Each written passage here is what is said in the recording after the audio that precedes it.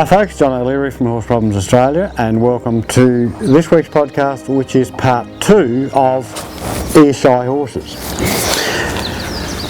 Excuse my dirty horses, this one's already been worked. This is one of my current breakers. She's had 2 rides. I just want to talk to you about the bridling process in relation to this other problem horse that you saw last week and that you're going to see in a moment. What causes the majority of these problems, a lot of them, is it occurs in the unbridling process, and it occurs because of the way Pony Club teachers and the British Horse Society, passed down through Pony Club, teaches people how to basically unbridle horses. To start with, the horse should be trained to put its head down, which makes things very easy, especially if you're a dwarf. But excuse me if there's any dwarfs watching. But the horse should give the pressure and drop its head when we're concentrating. We're looking at 2 horses walking past down here. However, it's the unbridling process which is the main cause of the desperate need to panic when you take the bridle off a horse. And pony clubbers are taught to take the bridle off the ears, pull it out off the front of the face like that, ensuring that it can't fall out of the horse's mouth, and also ensuring that it gets hooked on the horse's bottom teeth, causing the horse to throw its head in the air, rip the bridle out of the hand of the handler. That only has to happen once or twice, and that's the end of it. They build a mental problem with the unbridling process immediately, and good girl, she's a lovely girl, and away you go with the horse believing, as I said last week, its own propaganda. This is how you should take a bridle off of young horses, so that they don't learn to be worried about it. And it is putting the forehand on the nose of the horse to keep the horse's head perpendicular. Kick the bridle off the head of the horse and drop it, and don't touch it with your right hand. And you would have heard then that there was absolutely no noise, because that bit did not hit the teeth of this horse, and that's what they're paranoid about. The clang in the mouth, and then of course up flies the head. It can't get rid of the bit because it's being hurled out here. They didn't drop the bit anyway because it's being hurled in mid-air, and plus you have no control over the nose of the horse to keep it perpendicular to the ground to stop it. So good girl, she's a good girl. So we'll now then progress to the next level with the problem horse. Now I've only bridled this horse once since, here he is here, and he's got a neck strap on. I've only bridled him once since you saw me, and of course we must teach horses to tie up properly, and if they all tie up properly, well then all of the evasions are gone, as I keep saying. The horses that tie up properly, no evasion, therefore no mental problem, because evasion compounds the mental problems.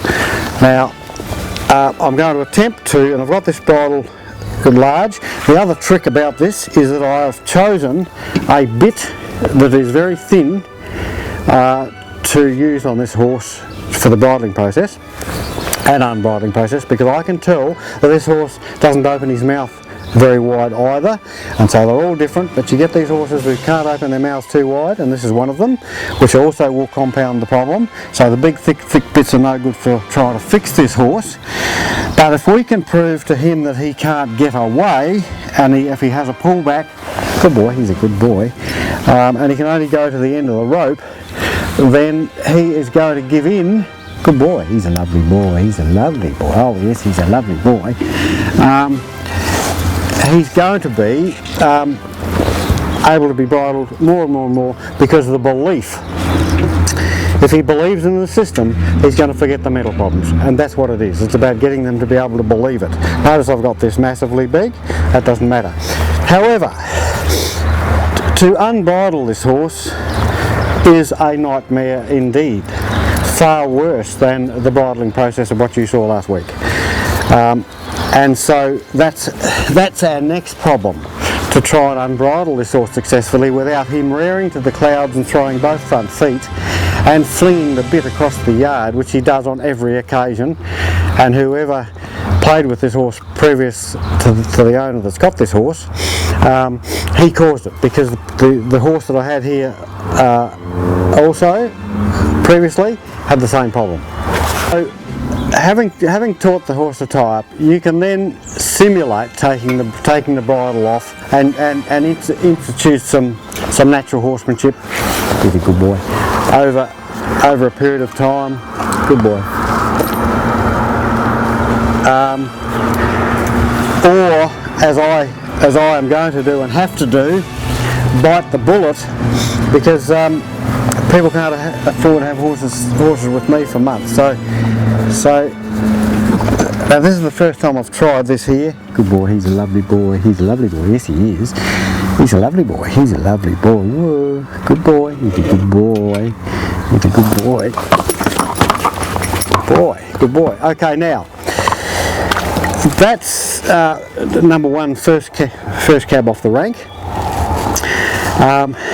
And that starts him on the road to believing that he can't escape, that he can't fly in the air, and that he can't evade. And then we build on that, and we'll build on that day by day by day.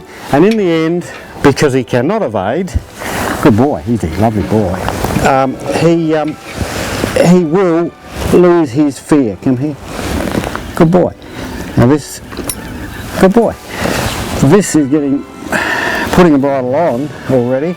Believe it or not, that's only the third time since you saw that last podcast, so that's improved out of sight. And so we would work on the unbridling process the same.